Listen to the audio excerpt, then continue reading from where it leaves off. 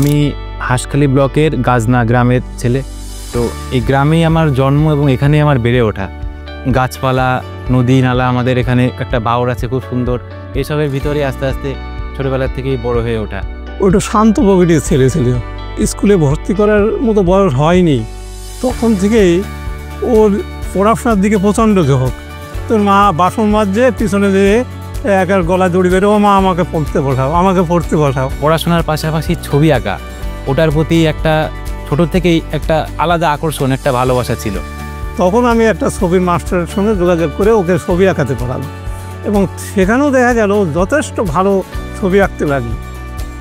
তো আমার বাবা মা এবং পরিবার তারা আমার প্রতি যে আস্থা রেখেছে এবং আমি তাদের যে কথা দিয়েছিলাম যে আমি WBCS ক্র্যাক করব, তো এর জন্য আমার দরকার ছিল প্রপার গাইডেন্স, যেটা এই গ্রাম্য পরিবেশে আমি সেভাবেই পাচ্ছিলাম না। সেই টাইমে আমার এক বন্ধুর মারফত আমি রাইসের খোঁজ পাই।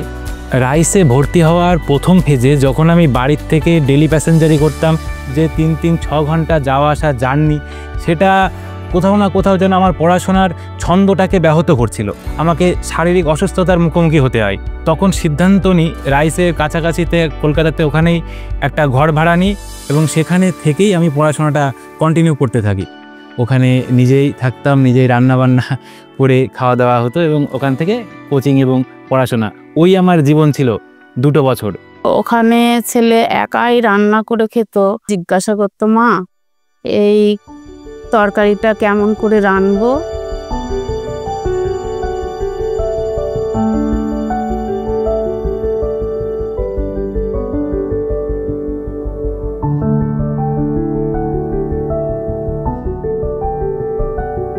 বাড়ি থেকে দূরে থাকা, প্রথমবার যেন শিকড় থেকে বিচ্ছিন্ন হয়ে থাকা।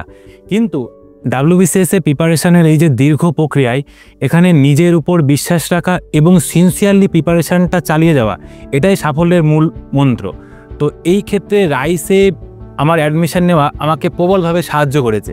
স্যার ম্যাডাম এবং ফ্যাকাল্টি বাকিদের নিয়মিত সাহায্য, রাইসের থেকে পাওয়া ইউজফুল মেটেরিয়ালস এবং ওখানের যে নিয়মিত মক টেস্ট, এগুলো আমাদেরকে প্রিপারেশানের প্রতিটা ফেজের সঙ্গে আপডেটেড রাখতে সাহায্য করে এবং নিজেদের প্রিপারেশানকে সলিডিফাই করতে সাহায্য করে। রাইস আমাদের পড়াশোনার বাইরেও আমাদেরকে যে নানা রকম খোঁজ খবর নিত, আমাদের পড়াশোনা, থাকা, এসব বিষয়গুলোর দিকেও তারা নজর দিত।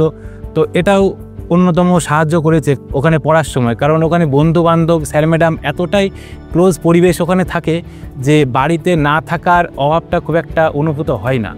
WBCS কিন্তু 100 মিটার বা 200 মিটারের রেস নয়, এটা একটা marathon. Sincere systematic study secure sure success.